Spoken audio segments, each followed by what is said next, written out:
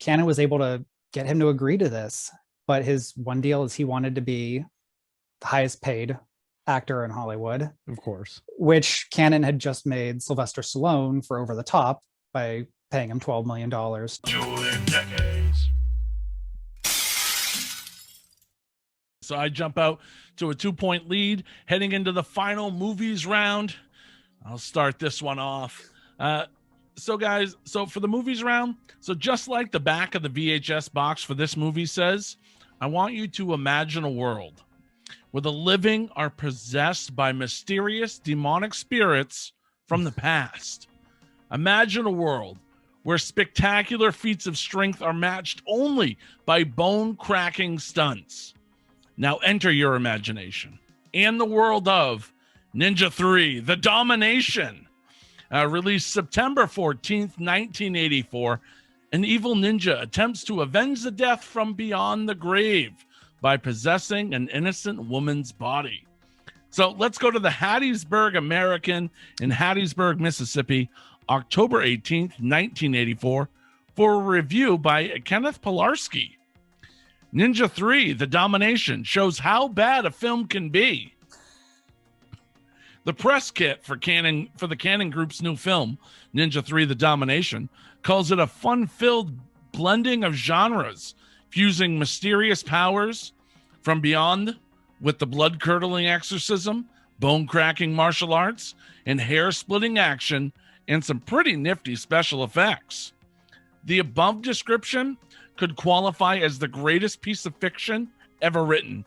It does not imply in any way, shape, or form to Ninja 3, The Domination. To put it quite simply, Ninja 3 stinks. Lucinda Dickey, she struggles valiantly to give her character some depth and interest, but it's a losing battle.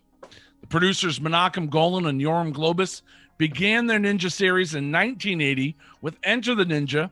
They followed that film with Revenge of the Ninja in 1983.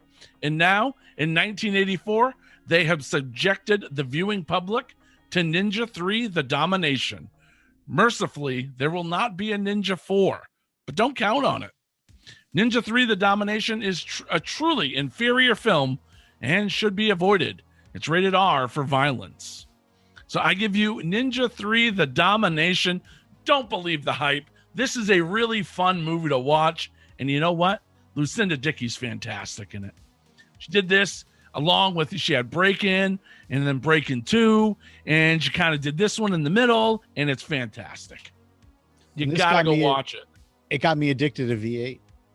Yeah. Oh, woo, definitely. I didn't drink it, though. I just poured it on my chest. Yeah. It's the most sexiest use of V8 juice in any movie in cinema history. Absolutely. Although I have one major complaint about it that this guy didn't even bring up. The movie drives me nuts, and I have a really hard time watching it because the main villain wears an eye patch. Oh, I thought you were going to say the guy's hairy back. No, it's the eye patch.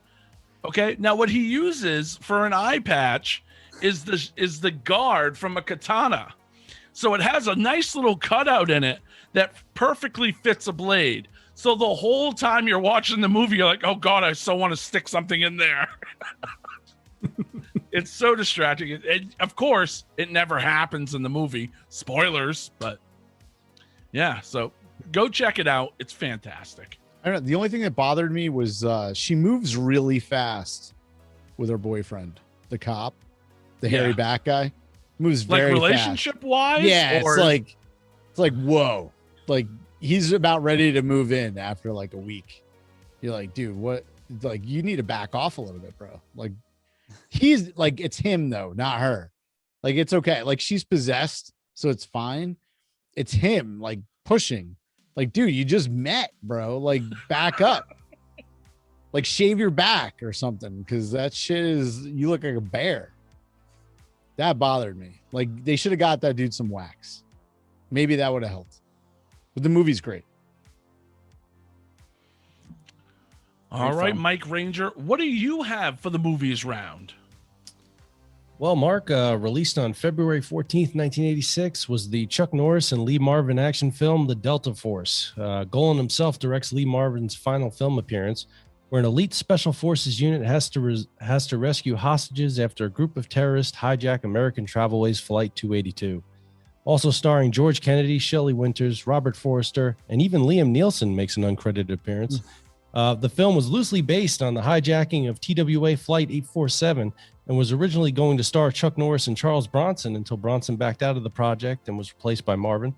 The film debuted at number 3 and grossed over $17 million during its run and spawned 2 sequels, though part 3 does not feature Chuck Norris. Instead, we get Chuck's son, Mike Norris. Come see The Siege, The Ordeal, The Rescue, The Delta Force. Also, the LA Times gave it a 2-star rating. Ooh. Pretty good for a canon movie. Yeah. I thought so. It's generous. Yeah. All right, Mancrush, what are your offerings on the movies round? All right, so let's go February 19th, 1982. And, since he wrote a book purely on canon, obviously in this round, we weren't going to stun Austin with any of these selections. I mean, most likely we're not going to stun any of you either. If you're into canon, maybe if you're not, we are, but I'm sure Austin, you'll be able to provide a little bit more information. Each one of these movies give people a little bit of more of a deeper dive into canon. But anyway, my family owned this, an RCA disc, and we talk about this all the time, that they were just like degenerates to let me watch whatever the fuck I wanted. But this was one of the few movies that my parents weren't cool with me watching as a young boy. So it definitely didn't hit the Mancrush 5 now. We actually upgraded it to since last week. But that's not to say that I never watched this growing up. It was on cable all the time throughout the 80s. So I definitely saw it. Just didn't see it on RCA disc much. But when you look at like the canon film library as a whole, this movie, it's not their most successful movie. However, this is probably their first movie to teeter that line between the previous schlock and becoming a recognized player in Hollywood.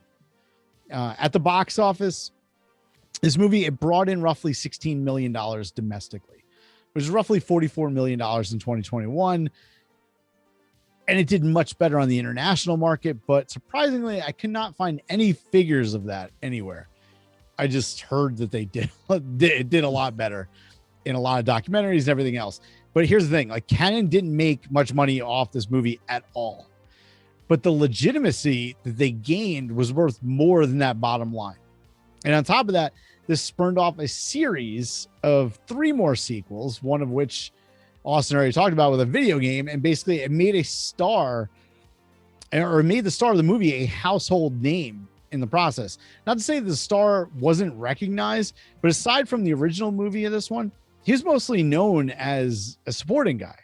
He was in a lot of like Westerns and things like that. He was never the guy until the original came out. And then of course, this is like 8 years later. And then, then we get a whole lineage, but we kind of lucked out on this movie, as did canon, because in typical canon fashion, all the things we've been talking about this entire episode, they put into trades they put an ad in trades with a full page ad for Death Wish 2 with coming soon, Death Wish 2. And knowing canon, it was probably a double page ad just because that's the shit that they did. The problem was this: Dino De Laurentiis, who we talked about before with like DEG, he produced the original and he still owned the rights, not canon. So Dino's lawyer contacts Canon and he's like, what the fuck? Like, what are you doing? And basically what happens in the process is Canon is forced to purchase the rights to the movie or be sued. And this is like kind of all over the place because I've heard it in documentaries. I've read it in different places. I don't have an exact figure, but the one that I've come across more times than not is $200,000 that they paid for the rights to Death Wish or to the series. So they purchased the movie and then they're like, all right, well, we need the original guy. We need Charles Bronson. Charles Bronson, awesome. I knows this. I think I read it in your book too. He didn't want to do it. He was like, I have no interest in doing a sequel.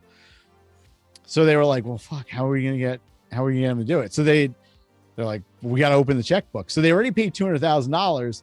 Now they had to pay Charles Bronson $1.5 million to do this movie, which at the time, this is 1982. This is like mega bucks. This is like you're paying George Clooney to do a movie in 2021. So they give him this money. So now they're like, all right, well, we got this movie. We have Charles Bronson. Well, you know what? Menachem's going to have to direct it. We'll just have Menachem direct it. We'll save some money. Menachem will direct it. So they tell Charles Bronson, hey, Menachem is going to direct this movie. And he's like, nope, not going to do it. So he basically pushes for them to bring Michael Winner back, who like Michael Winner hadn't done shit since Death Wish, basically. Like his career is kind of like spiraling. So they're like, all right, fine. We'll bring him back in. And Austin, if you want to like add details to that afterwards, you can, because I know there's much more to that story. But here's the thing, like God knows what Menachem's Death Wish 2 might have looked like. Like, I don't think they would have garnered the same legitimacy had they done the movie with Menachem over Michael Winner. Even though like Michael Winner like went over the top with the rape scenes, of course they were like, I said it, Mike, but it was way over the top. But who knows what it might have been like so schlocky that it just got put on the shelf and they're like, oh, that's another canon movie. It's another Golan and Globus. But they had this guy at the helm and it actually turned out to be a pretty decent movie, did pretty well at the box office. Then on top of that whole thing, which this is the thing that I don't think a lot of people realize this, but we get Michael Winner. He directs the movie. His neighbor at the time happens to play music. So they wanted Isaac Hayes and he was like, no, I got, my neighbor. I talked to him about, he's interested in doing this. His neighbor is Jimmy Page of Led Zeppelin. So Jimmy Page ends up doing the music for Death Wish 2, which is fucking amazing. But anyhow, it's the movie that it basically puts canon on the map. It's like, oh, we're not making Happy Hooker Goes to Hollywood anymore. We're making real movies. You guys saw this one in the 70s, is big hit. We have the sequel to it. Take us seriously. And it kind of did that. And this kind of laid the groundwork for 83, 84, until that downfall. And then of course you get 2, 3, 4, and 5, where, by 5, Bronson's probably already like in his 70s, obviously, because that was like in the 90s. He was 61 when he did this movie. But yeah, and it also made Charles Bronson a superstar vigilante, because he really wasn't at that time. Like, no. I think we look at it now, we kind of take it for granted that, Charles Bronson was like this big star. He wasn't. He was a huge star overseas. He was a huge star in Europe because he did all these spaghetti westerns and, these, I don't want to call them low budget, but like, European budgeted movies. And he was a big deal over there. But here he was more of like an ensemble guy. And like when he was in The Great Escape. Exactly. He was in The Great Escape and he was in a bunch of movies like that.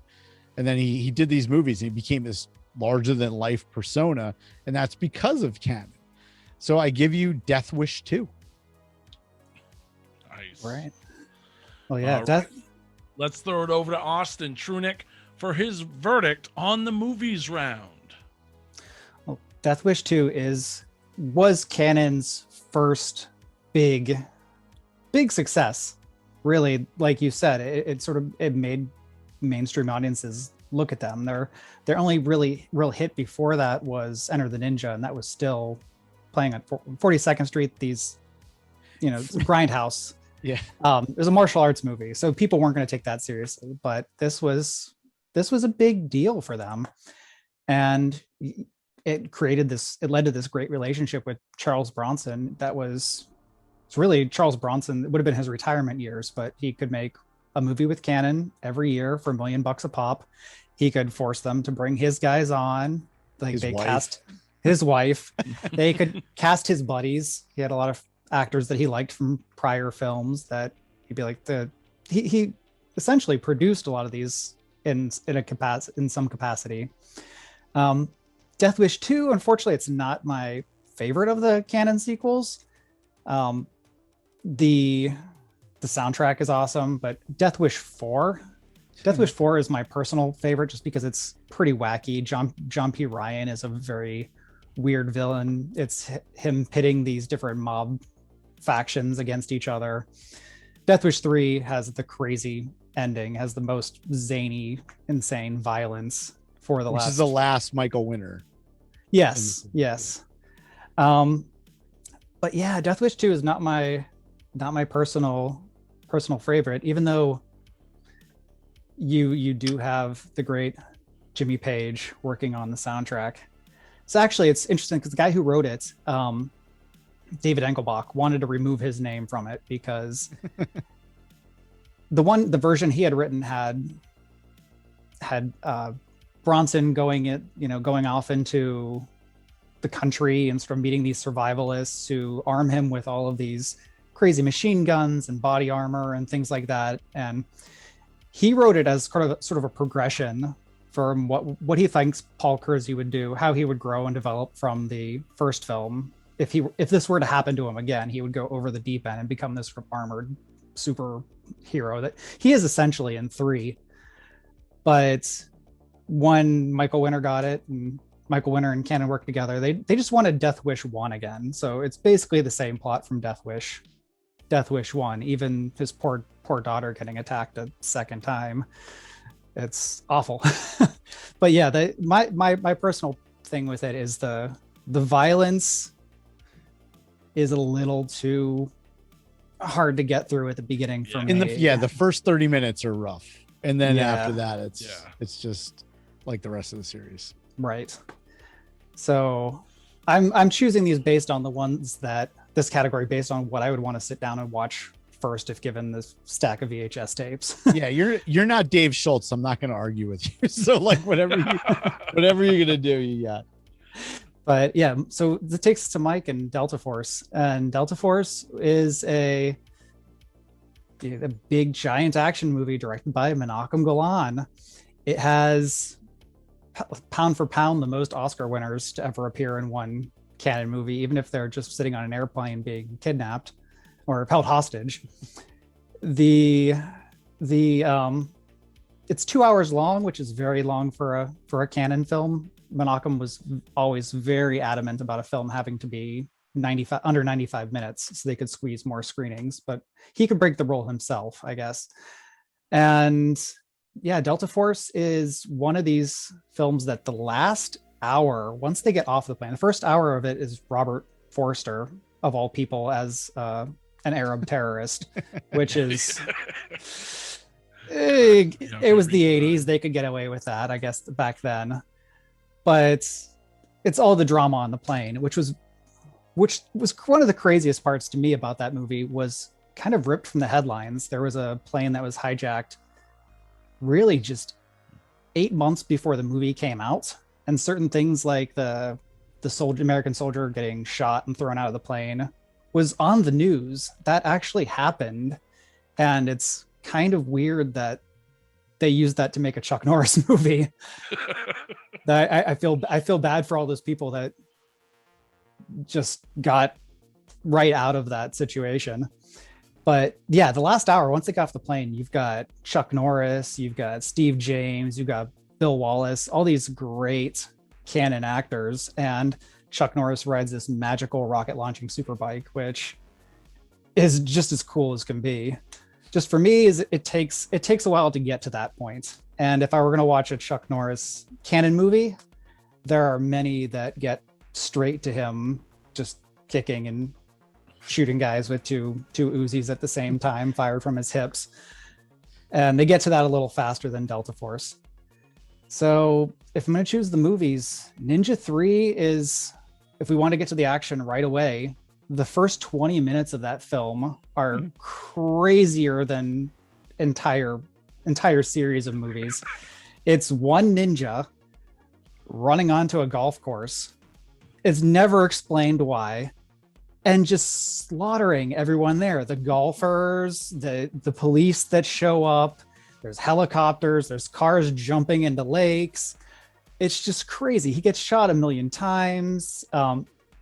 And that's this 20-minute long insane action sequence ends with the injured evil ninja stumbling over to this telephone repair lady who's up on a pole, Lucinda Dickey, and possessing her. So she becomes an evil ninja. She's like a aware ninja, I guess, when she falls asleep. her arcade machine in her apartment comes to like shoots laser beams at her and turns her into an evil ninja, and she goes out getting revenge on all the people that killed the original ninja. This movie is crazy because it's a little bit, I mean, it's a ninja movie. It's a little bit Flashdance in there. There's a lot of aerobics in this film. It's part The Exorcist. It's crazy. You have this just scene where she's spinning around as the Exorcist is trying to dispel the evil ninja from her. And you get Sho Kosugi, who unfortunately is only in a small part of that film. Yeah. One of the reasons why they had to have her possessed by a ninja is Sho Kosugi didn't believe you could have a female could be a ninja, could be that skilled, and he was kind of upset about it. But meanwhile, Menachem, that was his idea. Like the whole thing is he wanted girl ninja. Yeah. And that was the impetus for the film. So thus he wouldn't believe that a woman could be a ninja, but she could be possessed by a ninja, a male ninja, and have those skills. So that's sort of where that storyline came in. That whole movie is crazy though. Crazy. And just the first 20 minutes alone, I actually, like when we're done talking, I want to go watch the first 20 minutes of Ninja 3, and it'll inevitably lead to me watching the whole thing. It always seemed like something that got lost in translation. Like, we're going to have this dancer and she's going to be on a pole. Oh, a stripper pole? No, telephone pole. And she's going to have a ninja like inside of her. What? No, possession. Like sex? Yeah, she had one too many jobs. Yeah. She was also an aerobics instructor. It looked like jazzercise or something she was doing. And then she gets in that fight with the dudes in the alley who were like trying to pick her up. She fucks them all up, but the cop is there, which is kind of like a mixture of like a scene from Perfect with Jamie Lee Curtis and John Travolta. Like he's at the class. Like it was just, there's so many different parts to it. It's so crazy. It's a fun movie, and it's one of those early girl power films. Mm-hmm. So go check it out. Ninja and hey, 3. yeah, and if you're worried about continuity or jumping into the series with the third one, don't. There's no relation other than Sho Kosugi is a ninja, good or bad ninja in each of them. It's What's your favorite of the three? My personal favorite, I actually have it here, but Revenge of the Ninja. Yeah, a lot of that has to do with nostalgia. Like this cover, amazing. I remember seeing at the store, and the always metal mask. Yeah, I mean, here's a ninja. I'll describe for people that are listening on the podcast version of this, but it's a ninja who seems to be flying miles above a city. He's definitely at airplane level. I don't know if he was dropped out of a helicopter or. Well, ninjas could do that. Yeah. I mean, especially in Ninja 3, like they have all sorts of magic we learn. But yeah, this movie is gonzo as well, in a different way from Ninja 3. But it's got scenes where Sho Kosugi and his sidekick friend at this point they go to a playground, a children's playground, which is a known hangout for gangsters or for yeah. So they go there to interrogate some guys, and there's a great, and the bad guys in that scene just for some reason happen to dress like the Village People, and you have a cowboy, it's crazy, and they have this great fight on a kid's playground using all the playground equipment. Can you imagine that conversation with Menachem? He's like, okay, we need to have a cowboy, a construction worker, an Indian, and a ninja in this fight. You understand? Oh yeah, so that's another movie. Is the last 10 minutes of that film are just one ninja fight. It's Sho Kosugi versus the Silver Mask Yeah. evil demon ninja on a rooftop in Salt Lake City, in beautiful Salt Lake City. It's just a very interesting film location. Lots of ninjas in Salt Lake City. Oh yeah, Of course they're Mormon. Actually, you didn't know that about ninjas, but they are. It's just one badass ninja on ninja fight that goes on for 10 minutes, and it next to the first 20 minutes of Ninja 3 is just one of my favorite action sequences anywhere. That movie also has Shokasugi's son, King Kasugi, playing a little boy who also gets his own fight scenes. It's got his mother, this elderly Asian mother, who gets her a fight scene as well. And it's clearly a stunt person stepping in for this elderly actress every time she has to do flips and things like that. But it's just, it hits this sweet spot because it's a wacky canon movie and it's weird in all the right ways, but there's also spectacular action. Sam Furstenberg is a very good action director, and there are Shokasugi, and it's done at that budget where you can tell that these stuntmen and actors were almost taking their lives in their own hands, and for a lot of the shots, it's like a Jackie Chan movie at that point. You know, these guys were risking getting hurt to just get a really awesome shot. So it hits, it's a perfect balance between being a great action movie and also being a crazy canon movie for me. Can we all agree then that Enter the Ninja with Franco Nero is the worst? Oh, but his dubbing in that one is so good. Well, can you imagine they didn't dub him?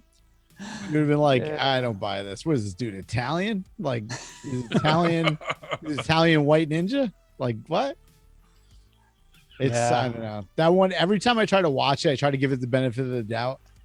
And I've seen it so many times, and I'm just like, nah, I can't. I just don't buy it.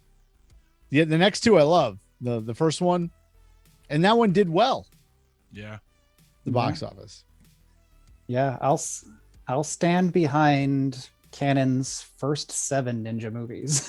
If we want to do the 3 Shokasugis and then American Ninja 1 through 4, I'll happily watch any of those anytime. American Ninja 5, I have to be in the right mood for.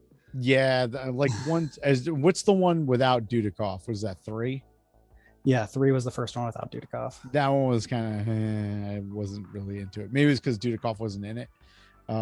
What do you think? Obviously, we know Mark won. Congratulations, Mark. Congratulations. 1984 one. 1984 one. Good year. 1984 did all the work. How? And I don't even know what the story is. Like, why didn't Chuck Norris do American Ninja? Because that's what they were putting in all the trades. Do you know this? Right. Like in all the trades, they were putting Chuck Norris in for American Ninja. Why didn't he end up doing that one? Well, when he was attached to American Ninja, this is another crazy canon story. He didn't want to do a ninja movie. He didn't want to have the mask covered. He was also trying to get out of purely martial arts films. He was trying to become a more well-rounded action actor, at least as well-rounded as he Chuck wanted Norris to be like a ranger or something. Yeah. He was on the ranger trajectory, but he wanted to fire more guns, and he was also getting old. He didn't start with canon until he was in his 40s. Right. And so by that point, he's like, do I want to be trying to do flips and stuff and of course he didn't want to wear the mask the whole time because he's a movie star, and you can't cover Chuck Norris's face when you have a face. I kind of the one thing you just mentioned that I never even thought about, because Joe, who has no last name in American Ninja, Michael Dudikoff, he's a private, so that would have been fucking weird. Like Chuck Norris is like a 40-year-old private. I'm sure they would have redone the story somehow, but that would have been pretty odd. Yeah. So American Ninja, you see trade pictures. You see a picture of Canon took out all these big full-page ads announcing American Ninja starring Chuck Norris, and it's a picture of him, basically his head cut out and put onto one of their stuntmen from Ninja 3. His body is, and then sort of doing the ninja kick. And Canon had come to the writer James Bruner and Chuck Norris and said, we want a movie called, Menachem said, I want a movie called American Ninja. That's going to be my next ninja film. Chuck didn't want to do a ninja film, so he worked with James Bruner, the writer, and came up with basically the plot of what became Invasion USA, which my t-shirt here. Great movie.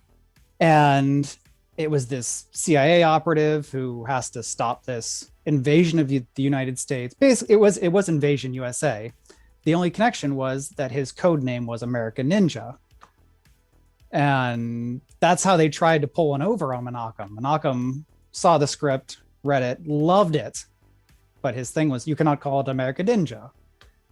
And he was right, because they are the guys. What was his name in Invasion? Wasn't it like Matt Stone or Matt Hunter? Matt Hunter. I knew it was like some badass name. Yeah. So Menachem saw the American Ninja script at that time, had him change the title and sent it right into production, and it became Invasion USA. And in the meantime, James Silk, they get another script for American Ninja, and was the one with Dudikoff that they eventually shot with Dudikoff. So yeah, when he was going to do American Ninja, that turned into Invasion USA. It's still great. And then they got to blow a lot of stuff up because there was like all those houses were going to get blown up anywhere, or like destroyed anyway. They got to destroy a real neighborhood. Yeah, so they got to destroy everything. Yeah, that is production value. That see, Canon building relationships. Like, oh, you guys are going to destroy that? Can we just blow it up? All right. The mall that Chuck Norris is hanging out the side of the pickup truck and like shooting guys with the Uzis, that was a mall that was shut down for renovation. So again, Canon got lucky that they could they were going to rip out all the interiors and redo it anyway, so they could screw it up however they pleased. That is amazing. So, are there any other like movies or castings that would have happened or were supposed to happen that you know about that just didn't come to fruition? There are so many. So this is actually for the third book, which is down the road. I'm not making any promises when that'll be yet. That there's a lot of work to be done, but I want to have Christmas, a section, right? Oh, that's terrifying. But I want to do a section called Canceled Canon, which will be all the movies they announced, because Canon, their strategy for making movies was they would put out these catalogs or buy these trade ads and have, 40 films in there, and they would just be mock-ups of artwork. Sometimes there would be a name, like a director or like a star's name attached. A lot of times there wasn't. Usually it's just a tagline and a piece of dummy artwork. And they would take it out to the markets. They would take it out to the film festivals, and they would sell it internationally. And once they had a certain amount in mind, committed people to buy it, they would take that money to the bank. They would get the loan, the promises to make it, and they would make the film. So it was a lot of throwing spaghetti at the wall and seeing if anything sticks. What's amazing though is probably for every one movie they made, there were 2 or 3 movies or like versions of those movies that weren't made, that they made ads for. And it's incredible. And there are some big name stars that actually had deals with Canon. One was they were going to make La Brava with the Elmore Leonard novel, La Brava, with Dustin Hoffman. Wow. And Dustin Hoffman, his whole thing was, because he was a huge star at that time. Yeah. He hadn't made much when they were talking about it. He had taken a little break after Tootsie, and Canon was able to get him to agree to this. But his one deal is he wanted to be the highest paid actor in Hollywood, of course, which Canon had just made Sylvester Stallone for Over the Top by paying him $12 million to agree to star in that. So yeah, they basically just had to make the same deal with slightly more than what that they had made with Stallone for Dustin Hoffman. Canon got in trouble though. Dustin Hoffman had a deal where in his contract where they couldn't use his likeness, they couldn't put out ads or anything without him approving it. And so Canon, of course, as soon as they get the deal in place, they take out a full page ad welcoming Dustin Hoffman to the Cannon family. Dustin Hoffman gets mad. Yeah. He gets mad. He warns them. Does it again. Still Dustin Hoffman's like, okay, I can be the highest paid actor in Hollywood. They do it a third time. And finally he's like, screw it. If I can't trust these guys to not plaster I'm doing my name, Rain Man. yeah. So he ducked right out of it. So that was one of the ones. They were going to make Suspicion with Al Pacino. They had Christopher Walken originally signed up to do River of Death, and he was replaced with Michael Dudikoff later on. Whoopi Goldberg, John Travolta, just all these names. Walken would have been oh my God. Walken would have been a canon staple if they'd done that. Holy shit. They did get him for Puss in Boots. If you haven't seen their canon movie tale version of Puss in Boots, it's Christopher Walken as the cat, and he tap dances and he sings, and Christopher Walken should have been an Electric Boogaloo. I'm just putting it out there. That would have been amazing. I love Christopher Walken, but anytime a director doesn't find an excuse for him to tap dance in their movie no matter what movie it was, it's a wasted opportunity. Man, any other, like, 'cause I love those stories when they're so close, like Spider-Man. Was it Dudikoff that was going to be Spider-Man? Dudikoff was attached to everything that they were doing for a while. He was going to play Superman for a little while when they were thinking about doing a Superman 5. He was attached for a while. They had a model who actually see in one of the old Spider-Man covers. It's one of the only Amazing Spider-Man covers or Spectacular Spider-Man, one of those where it's a photo cover and it's a guy standing he's got his spider suit on, and somebody's seeing him through the window as Peter Parker. He's got his mask off. And yeah, Spider-Man was a movie that they tried for years and years and years to get made, but Tobe Hooper was originally the first announced director that they had. Can you imagine? Yeah. Tobe Hooper's Spider-Man. Amazing. The stories for that one are crazy too, because you have the Menachem Golan bought the rights to Spider-Man when Marvel was in trouble, and they were in dire straits. Yep. They bought Captain America as well, and they were going to make Captain America with Michael Winner for a while, which would have been crazy. Guaranteed to be a rape in that. Absolutely. That would have been his origin story, I'm sure, in the canon Captain America. But yeah, Spider-Man, he bought the rights thinking that Spider-Man wasn't a superhero, but a were-spider. It was like Teen Wolf, but Peter Parker would turn into a hairy spider thing. So he didn't understand the rights when they bought it. But yeah, Tobe Hooper, Joe Zito was going to make it for a while. Finally ended up with Albert Pune, who directed Dangerously Close, Down Twisted, Cyborg, Alien from LA. And they built some of the sets. They built some of the New York sets. And when they were basically out of money at their worst point in the late 80s, they had all this money sunk into the sets for Spider-Man and costumes for Masters of the Universe 2. They couldn't make either. They bounced their check to Mattel. That whole deal canceled. They go to Albert and they say, hey, can you do something with these? So he takes the costumes from Masters of the Universe 2, takes some actors, some of his usual stable of actors, takes Van Damme, who they have a contract with, and makes Cyborg. And so, yeah, when you're seeing the very rainy fight between that he's there with Vincent Klin at the end. Yep. You have some of these buildings, and it looks like a abandoned apocalyptic city. Those are the Spider-Man sets. That was going to be the Daily Bugle that they're having their fight in front of, which is crazy. I've got one quick prop I can grab if you give me 1 second. Yeah, go for it. Yeah. Yeah. That is wild. I would have watched it. I probably would have owned it. Yes. So Canon usually, yeah, they didn't spend money on things, but they were so excited about their Spider-Man deal that they had some of these made up. Oh wow. Wow. Mike, It's that's all you, bro. Oh yeah, look at that. It's got the Canon copyright 1985. They said yeah, I think Toby Hooper got one. I think they sent them to a couple of the Marvel top execs at the time to celebrate the deal. Yorm and Menachem had them. So, but yeah, this is How did you get your hands on that?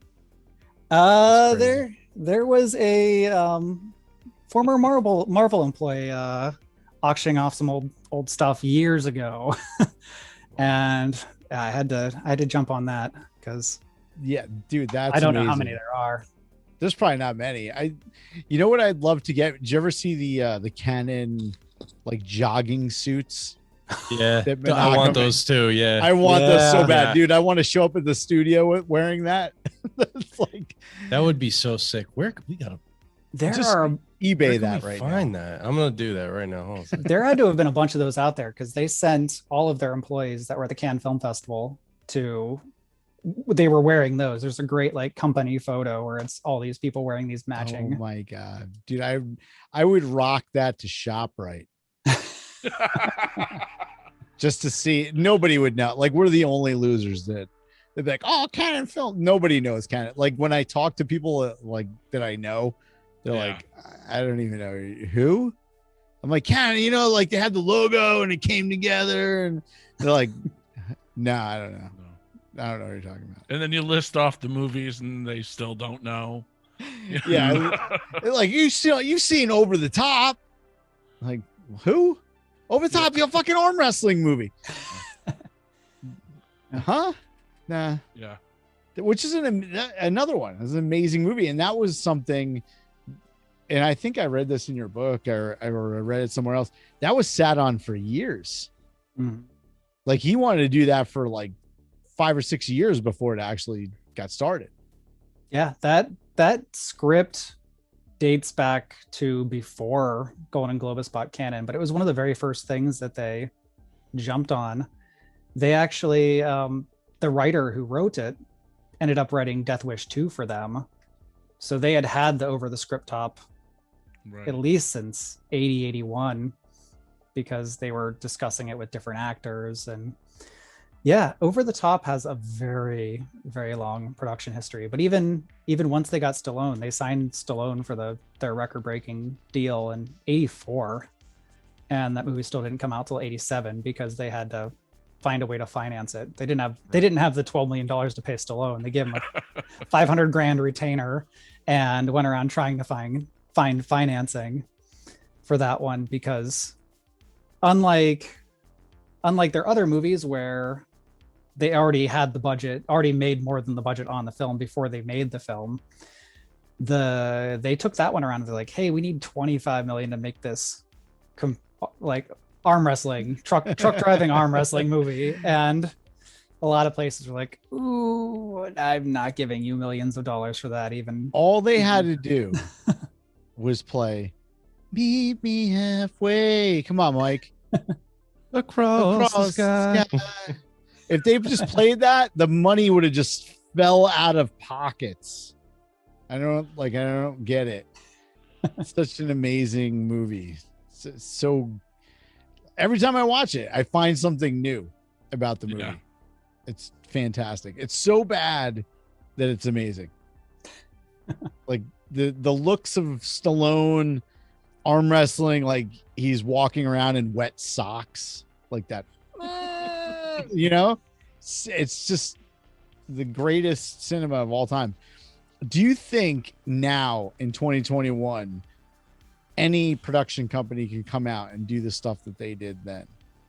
Like come out and try to pre-sell and, you know, get these stars on board and do any of that? Because I mean, what they did was, who was doing that? Yeah, they weren't the first company to do that, but they did it better than Yeah. anyone. They were able to really take that business model over the top, as we were saying. But today the market's changed. I don't know that you could do it the exact same way they did, but you also have, I think Canon, a company like Canon or Canon specifically, would have thrived if they existed today, because you now have, where there aren't the markets in the international territories and video and cable, you have streaming services, and I'm sure Yep. they would have happily taken a movie to the highest bidder at that point Oh for yeah. the streaming services. Because we see a it's- lot. We get a lot of them mailed to us, like a lot of Mhm. like independent stuff. They're nowhere close to the level of Canon. Like I watch it and I'm like, if I watch it once, I'll never watch it again. Like there's not one movie that I see that gets sent to us where I'm like, oh, this is like, if it was over the top that they mailed me, I'd watch it 85 times. But like a lot of them I get, I'm like, I can't watch this again. This is it. No, they're horrible. Yeah. I don't know what was in the pudding that they were making. It was so different. That got us so hooked on these 90-minute movies. And I think Mike and I were talking about this as well, about like, I can't watch anything over 90 minutes. And I think it's because of Canon.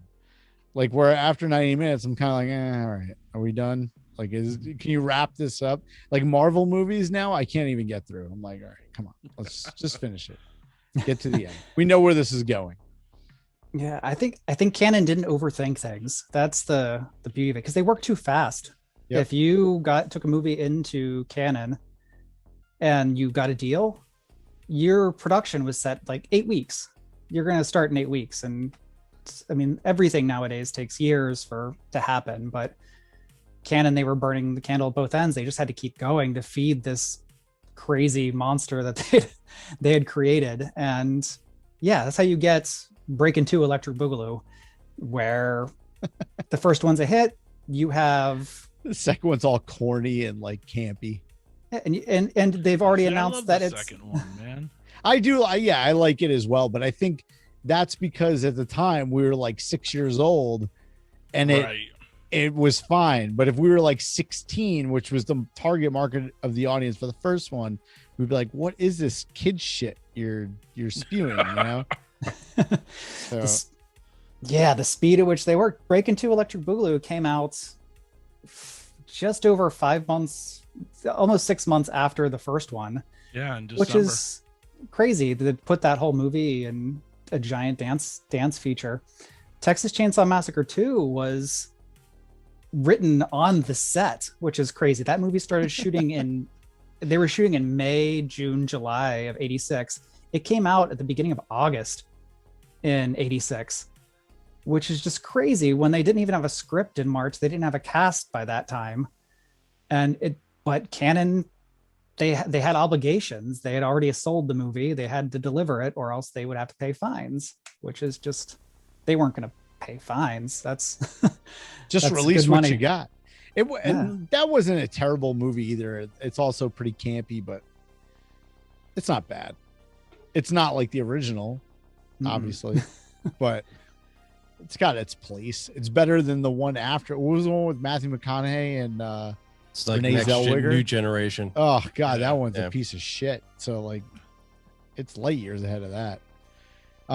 Austin, before you go, like, tell people what they can expect. And I think we try to sell it up a little bit from the first book, but kind of tell them what they can expect from the next one as well. Well, yeah, the first book covers 1980 through 84. It really starts with Golan and Globus buying the company, this failing New York production company, and really their rise. They have some hits like Enter the Ninja and Death Wish 2, leading into 84 when they have huge hits like Missing in Action was a #1 film. Breakin' was a huge film for them. And then also people taking them seriously by that point. You have John Cassavetes signing up to make a picture with them. They'd already announced deals with Robert Altman at that point, Andrei Konchalovsky, movies coming out in 85. And yeah, people really coming up to respect them. So it's really, I think the first volume is kind of your underdog, your scrappy, this company going out and making all these crazy exploitation films, but sneaking in these. That's why I didn't win artsy- the game, because I was way underdog. 82 was a tough year. you had a I did. rough It was- hand dealt to It you. was hard. But yeah, so it's really the rise, and it ends at 84, which was their most successful year, which is crazy because their biggest and best known movies come in the years just following that. But Right. the time that they were healthiest as a company was really at the end of 84, when like the article you mentioned very early in this contest. But yeah, they were on the cusp of actually sort of becoming a mini major, is what they called it. 85 through 87 it covers the shortest span of years. That's going to be what's in volume 2. But it's their most prolific. Mike mentioned that they had put out 60 films in 86, and they had this production slate that was insane. Yeah, again, and almost a movie in theaters almost every weekend, and some weekends just multiple Cannon movies competing against each other, which is just crazy to Very wrap your head smart, around. yeah. Yeah.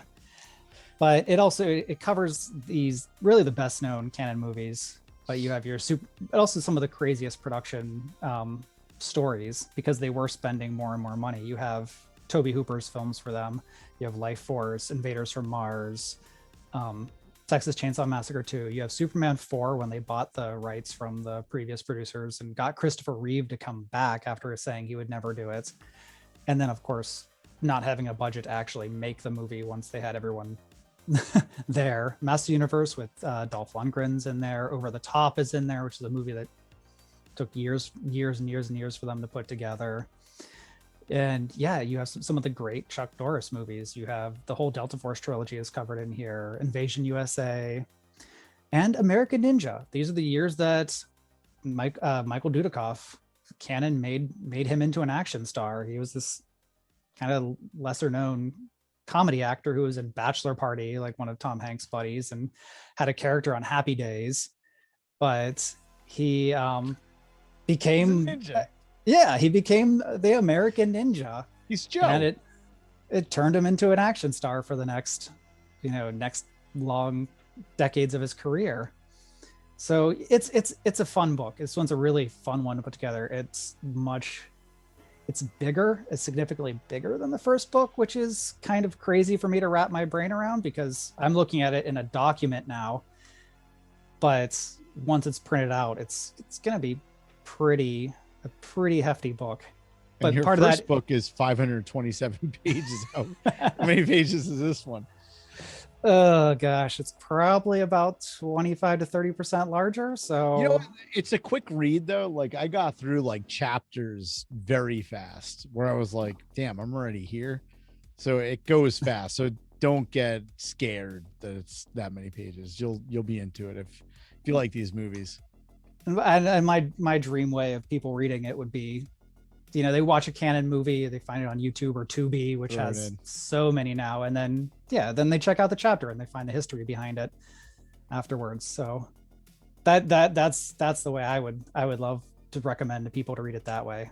But yeah, 8537, the other thing is interviews. And like a lot of people, now that the first book was out there, were willing to come out of the woodwork and do interviews. So I've got a lot more interviews in here. A lot of people some people I didn't get for the first one necessarily, some absences that will be appearing in the second book. So it's exciting. I'm stoked to get it out there, just because I'm in the least fun editing phase right now, but also there's some really fun stories. Eventually there'll be a third volume. And that was Cannon's kind of the dark period when they were out of money and kind of direct to video era at that point. Are you going to touch on the whole like Michael Ferretti thing with there'll be everything? The legal troubles and things like that I'll get into there. But it's also to sort of make up for that, it'll also have the section on all the announced projects and all the information I can find out. You'll have Spider-Man in there, and you'll have Tobe Hooper's Pinocchio starring Lee Marvin. That's a great Cannon project that never happened. Stuff like that. Was he going to be Geppetto, I hope? Yes.